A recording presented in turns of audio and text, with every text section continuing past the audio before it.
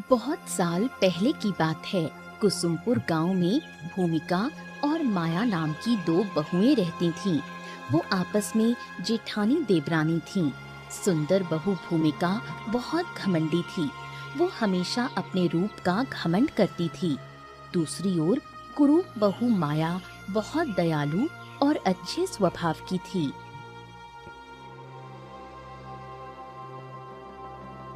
गलत समय पर नदी किनारे आ गई। क्यों आई मैं अभी? सुबह सुबह इस अपशकुनी का मुंह देख लिया। आज का पूरा दिन खराब हो जाएगा। भूमिका, तू घाट पर खड़ी खड़ी बड़बड़ा क्या रही है? चल, हम दोनों साथ में स्नान करें, फिर घड़ा भर कर पानी ले चलेंगे। नहीं नहीं, मैं अब स्नान भी नहीं करूंगी और पानी भी नहीं लूंगी। नदी का पानी अपवित्र हो गया है। अखिल और निखिल दो भाई हैं। कुरूप बहू माया का पति है अखिल और सुंदर बहू भूमिका का पति है निखिल। कुरूप पत्नी से विवाह करने के कारण अखिल को समाज में कई बार अपमानित होना पड़ता था। अरे पता नहीं किस अपशगुन में मैंने तुझसे शादी कर ली। शादी से पहले अगर तुझे देख लेता तो कभी शादी ही नहीं करता। तेरे पिता ने मुझे धोखा दिया है, धोखा। शादी से पहले तेरी इतनी तारीफ की, वाह वाह वाह वाह, आहा। और जब मैंने शादी करके देखा तो सब गुण गोबर। मेरे पिता की गलती के लिए मैं तुमसे माफी मांगती हूँ। मेरे बूढ़े पिता को दोष मत दो। अगर तुम मेरे साथ घर नहीं बसाना चाहते तो मैं घर छोड़कर चली जाऊंगी। तेरी वजह से मैं बाहर भी नहीं निकल सकता। लोग कहते हैं कि मैंने बहुत पैसे लेकर शादी की है। मैंने तेरे पिता से कोई पैसे नहीं लिए। ये बात कोई नहीं मानता। मैं तो अभागी हूँ, मेरी कहीं कोई कद्र नहीं। बचपन से ही मुझे लोग दूर करते आए। बड़ी होने पर तो और भी लोग मुझसे नफरत करने लगे। अब समझ रही है ना कि तेरे पिता ने मेरा कितना बड़ा नुकसान कर दिया। मेरी जिंदगी तबाह हो गई है। समाज में मुंह नहीं दिखा सकता। हम कुछ और बातें भी कर सकते हैं। बार बार वही बातें सुनकर मैं थक गई हूँ। हाँ, तो मैं भी तुझसे क्या बात करूं? ये तेरी शक्ल देखते ही ना मेरे मुंह से यही शब्द निकलते हैं, मीठे मीठे शब्द। आज तुम्हारे लिए क्या पकाऊं? अरे तेरा जो मन करे सो पका। तुझसे शादी के बाद तो मेरा खाना पीना ही छूट गया है। तुम स्नान कराओ, मैं खाना बनाती हूँ। ठीक है ठीक है ठीक है, चल मैं नहा के आता हूँ।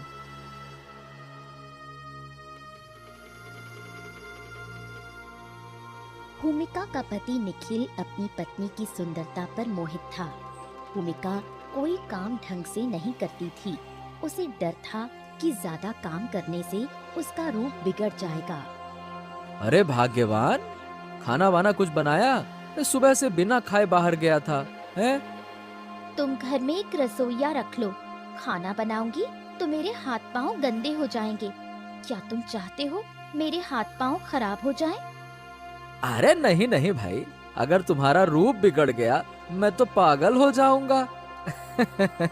चिंता मत करो, तुम्हें खाना नहीं बनाना पड़ेगा।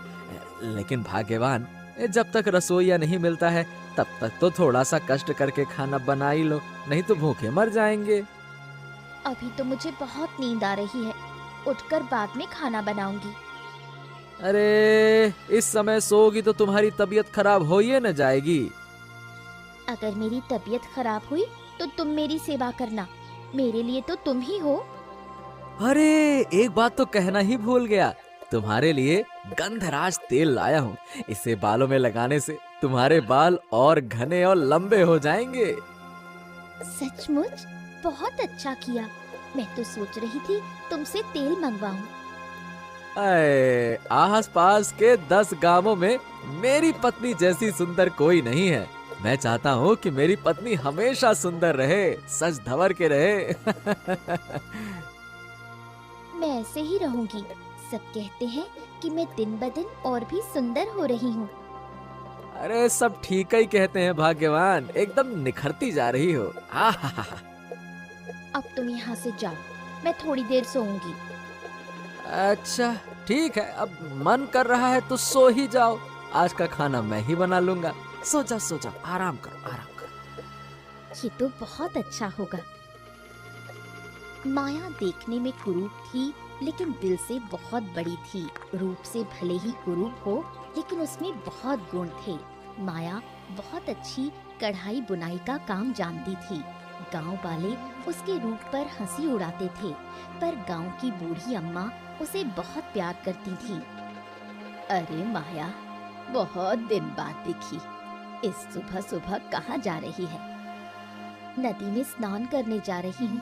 तुम चलोगी मेरे साथ? मैं अभी नहीं जाऊंगी, मुझे दुकान से तेल लेना है। तुम भी मेरे साथ जाना नहीं चाहती? गांव का कोई भी मुझसे मिलना जुलना नहीं चाहता। बात करना तो दूर की बात है। तू मन छोटा मत कर। देखना, एक दिन आएगा जब सब तुझसे बात करने के लिए आगे बढ़ेंगे। नहीं बूढ़ी माँ, कोई मुझसे बात नहीं करेगा। मैं तो अपशगुनी हूँ। तू ऐसा कुछ कर जिससे लोग उंगली उठाकर कहें, वो रही माया। जब इंसान के पास पैसा होता है तो कुरूप इंसान भी बहुत सुंदर लगता है। पर मेरे पास कोई सामर्थ्य नहीं, ना पैसा है। तेरे पास बहुत गुण है। तेरे हाथ का काम बहुत अच्छा है। तेरे जैसा हाथ का काम कोई नहीं कर सकता। हाथ के काम से मैं क्या करूंगी बूढ़ी माँ? तू हाथ का काम करके कंबल, कपड़े, चादर वगैरह बना और उन्हें बेच। देखना, एक दिन तेरा नाम होगा। मैं तेरा साथ दूंगी। कोई मेरे हाथ का बना सामान खरीदेगा, लोग तो मुझे देखकर ही भाग जाते हैं। शुरू शुरू में कम बिकेगा, लेकिन जब तेरे काम की सुंदरता फैल जाएगी, तब तुझे ये सब सोचने का समय ही नहीं मिलेगा। तू आज ही से शुरू कर दे। तुम्हारी सलाह मुझे माननी होगी, वरना इस समाज में टिकना मेरे लिए बहुत मुश्किल हो गया है। मेरी वजह से मेरे पति को भी लोगों के सामने शर्मिंदा होना पड़ता है। मैंने कह दिया, अब तू सिर ऊंचा करके जी। देखते देखते 1 साल बीत गया। कुरूप बहू माया अब बड़ी व्यापारी बन चुकी थी। गांव से लेकर शहर तक माया का नाम फैल चुका था। बड़ी सी दुकान में माया अपने हाथों से बने कपड़े, कंबल, बिस्तर की चादर बेचती थी। उसके काम में उसका पति अखिल भी मदद करता था। मैं कितना भाग्यशाली हूँ जो मुझे तुम्हारे जैसी पत्नी मिली। जब मैंने तुमसे शादी की थी तब लोग याद है कितना मुझे अपमानित करते थे कि पैसे लिए होंगे, ऐसी लड़की से कौन शादी करता है। आज देखो, आज तुम्हारी वजह से मेरा सीना चौड़ा हो गया, गर्व हो रहा है। देखो कितने ग्राहक आए हैं। सब लोग मेरे हाथ के काम की तारीफ कर रहे हैं। एक दिन हमारा नाम पूरे देश में फैलेगा। ऐसा ही हो। 1 साल पहले हमारी हालत कितनी खराब थी, ठीक से घर भी नहीं चलता था, और अब इलाके के अमीर लोगों में भी हमारी गिनती होती है। मुझे ये तीनों साड़ियाँ दे दीजिए। आपका हाथ का काम बहुत सुंदर है। मैंने पहले भी आपसे एक साड़ी खरीदी थी। वो इतनी सुंदर थी कि मैं फिर से यहाँ खरीदने चली आई। आपकी बात सुनकर मुझे बहुत अच्छा लगा। भूमिका, तू यहाँ? अब तो तुम्हारा बड़ा व्यापार हो गया है। चारों तरफ तुम्हारा नाम चल रहा है। नाम इज्जत चेहरे से नहीं, गुण से मिलती है। दादा, आप मुझे अपमानित कर रहे हैं। अपमान क्यों करूंगा? मैंने तो सच ही कहा। दादा की बात का बुरा मत मान। अब तो तुम्हारे बहुत नखरे हो गए हैं। आजकल मुझे देखकर बात भी नहीं करना चाहती। तू मुझे गलत समझ रही है। सच तो ये है कि मेरे पास समय ही नहीं है। एक समय मैं सबके साथ बात करना चाहती थी, लेकिन कोई मुझसे बात नहीं करता था। और अब सब लोग मुझसे बात करने आते हैं, लेकिन समय की कमी के कारण मैं सबको जवाब नहीं दे पाती। मैं अभी बहुत व्यस्त हूँ, तुझसे बाद में बात करूंगी।